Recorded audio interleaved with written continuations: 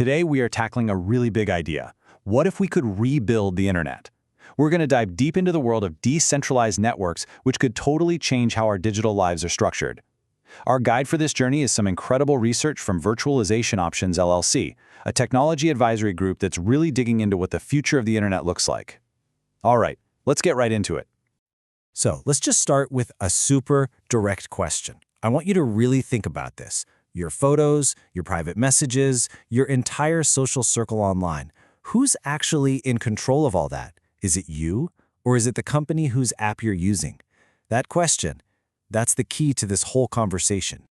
And if you need any proof that this is a massive issue, just look at this number, $1.3 billion. That's how much Meta got fined by the EU back in 2023 for messing with user privacy. I mean, that's way more than just a slap on the wrist. It's a giant flashing neon sign that the system we have right now is fundamentally broken. And this gets us to the heart of big tech's really big problem. You know, all these issues we hear about constantly, the privacy scandals, the massive outages, the weird algorithms pushing crazy content, they're not just little bugs that need a quick fix. The research shows they're actually deep cracks in the very foundation of the centralized internet we all use. This right here perfectly shows the massive disconnect between what we're told and what's actually happening. On one side, you have the marketing promise, right? Don't worry, we protect your privacy. But then you look at the business model, and it tells a totally different story. A story where every single click you make, every message you send, it's all being tracked, bundled up, and sold. And, you know, it's not even just about privacy. It's about how ridiculously fragile this whole setup is. Remember that day in 2021 when Facebook, Instagram, and WhatsApp just vanished? That one single point of failure caused chaos and cost billions. Then you add in algorithms that are designed to reward outrage over truth and a moderation system where a creator can lose their entire career overnight for no clear reason. You start to see the problem. Okay, so if that's the problem, what's the fix? Well, this is where we get to the decentralized promise. And the most important thing to get here is that this isn't just about some new shiny technology. No, it's a whole new philosophy. It's a fundamental shift in who holds the power online. This quote just nails it. The whole point of this movement is a direct reaction to seeing so much control over our data, our conversations, our communities, all concentrated in the hands of just a few giant companies. The entire goal is to break that up and give the power back to the actual users, to us. So what does that look like in the real world? Well, it boils down to three main things. First, something called data sovereignty, which is just a fancy way of saying you control your information. Second, transparency and ownership. The code is open for anyone to see, and you actually own the stuff you create. And third, resilience. There's no single off switch that can take the whole thing down. Now, decentralization isn't just one single thing. There are a few different flavors. First up, you have federated networks, like Mastodon. The easiest way to think about this is like email. You can have a Gmail account, I can have a Yahoo account, but we can still talk to each other. Different communities run their own servers, but they're all connected. Then you have blockchain-based systems, which use crypto tech to be super resistant to censorship. And finally, you have fully peer-to-peer networks, or P2P. These cut out the middleman completely and connect users directly to each other, which makes them incredibly tough to shut down. Okay, so that's all the theory. But what does this stuff actually look like when you use it? Let's check out a couple of real-world platforms that are putting these ideas into action, solving the very problems that we just talked about.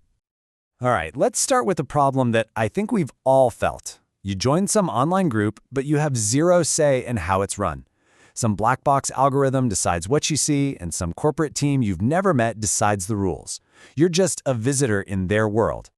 So what's the decentralized answer to that? A platform like Mastodon. Here, you get to choose your home server based on what that community is all about. And your timeline? It's just chronological.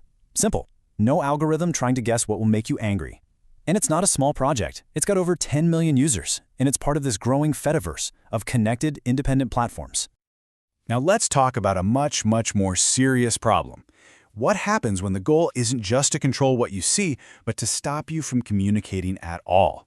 In a lot of places, hitting the internet kill switch is a very real tool to silence protesters and journalists. The solution here is a totally different way of thinking. An app like Briar doesn't even need the internet to function. It creates its own little network, passing messages directly from phone to phone using things like Bluetooth or local Wi-Fi. It's anonymous, it's secure, and it's almost impossible to shut down. A genuine lifeline when all the normal channels are gone. And please don't think these are just tiny, niche experiments that nobody's using. The momentum is real and it is building fast. As we said, Mastodon is over 10 million users. Blue Sky, which is another player in this space, is growing like crazy. People are actively looking for something different. But we gotta be real here. Tearing down the old internet and building a new one isn't gonna be easy. For all of the promise and all of the growth, there are some really significant challenges on the road ahead that this whole movement has to face head-on. And those challenges really fall into 4 big buckets. First, usability. Let's be honest, some of this stuff is still a little clunky. Can it ever be as simple as signing up for Instagram? Second, moderation. This is a huge one. How do you deal with bad actors and create safe spaces when there's no central company in charge? Third, scalability. Can the underlying tech actually handle billions of people all using it at once? And finally, regulation. How does any of this fit into a legal system that was built for a centralized world? Even with all those hurdles, the vision is what keeps people pushing forward. Just imagine it, an internet where your online communities are actually governed by the community, where your most important communication tools keep working even when things fall apart, and where anyone, anywhere, can build the next cool thing without having to ask permission from some tech giant. That's the dream. And this quote from Edward Snowden, it just cuts right to the heart of why any of this really matters. The push for a better internet isn't for people who have secrets to keep. It's a fight to protect our ability to be independent, dignified people in a world that's becoming more digital every single day. So we'll leave you with this one question, because it pretty much sums up this entire struggle. As we build whatever comes next for the internet, who are we actually building it for? Are we just going to repeat the mistakes of the past and build it for shareholders? Or can we finally build one for the users? The answer isn't written yet.